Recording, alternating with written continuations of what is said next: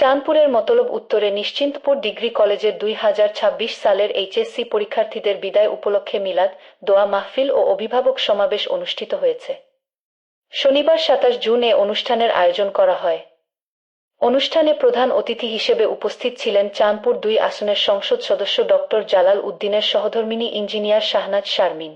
এ সময় বক্তব্য রাখেন নিশ্চিন্তপুর ডিগ্রি কলেজের গভর্নিং বডির সভাপতি কর্নেল অবসরপ্রাপ্ত মতিউর রহমান ঝন্টু, নিশ্চিন্তপুর উচ্চ বিদ্যালয়ের এডহক কমিটির সভাপতি ও বাংলাদেশ মেডিকেল বিশ্ববিদ্যালয় এর মেডিসিন অনুষদের ডিন অধ্যাপক ডাক্তার শামীম আহমেদ, কেন্দ্রীয় কৃষক দলের যুগ্ম সাধারণ সম্পাদক ব্যারিস্টার ওবায়দুর রহমান টিপু, উপজেলা বিএনপির সাবেক সাধারণ সম্পাদক আলমগীর সরকার, নিশ্চিন্তপুর ডিগ্রি কলেজের অধ্যক্ষ কামাল হোসেন, দাতা সদস্য শাহাদাত করিম চৌধুরী, সংগ্রাম মিয়া।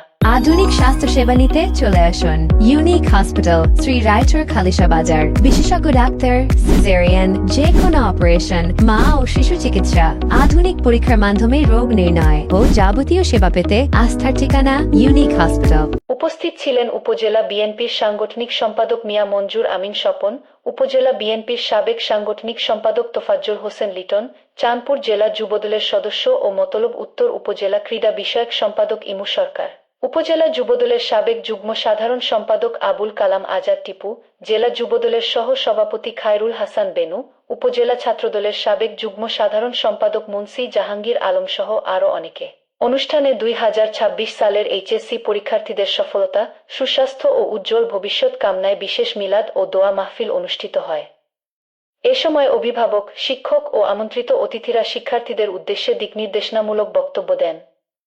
তারা অধ্যবসায়, শৃঙ্খলা ও আত্মবিশ্বাসের সঙ্গে পরীক্ষায় অংশ নিয়ে কৃতিত্বপূর্ণ ফলাফল অর্জনের আহ্বান জানান এবং সকল পরীক্ষার্থীর সর্বাঙ্গীন সফলতা কামনা করেন প্রধান অতিথি ও অন্যান্য অতিথিবৃন্দ।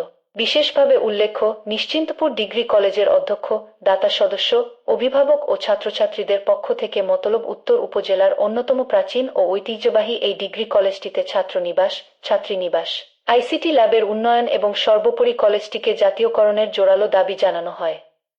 তারা মনে করেন মরহুম আলহাজ মনির হোসেন খান প্রতিষ্ঠিত এই কলেজটিকে জাতীয়করণ করলে বহু ছাত্রছাত্রী ঝরে পড়া থেকে রক্ষা পাবে এবং অর্থনৈতিকভাবে অসচ্ছল কিন্তু মেধাবী ছাত্রছাত্রীরা প্রকৃতভাবে ভালো শিক্ষা গ্রহণ করে দেশ ও জাতির উন্নয়নে উল্লেখযোগ্য ভূমিকা রাখতে পারবে। সম্মানিত উপস্থিতি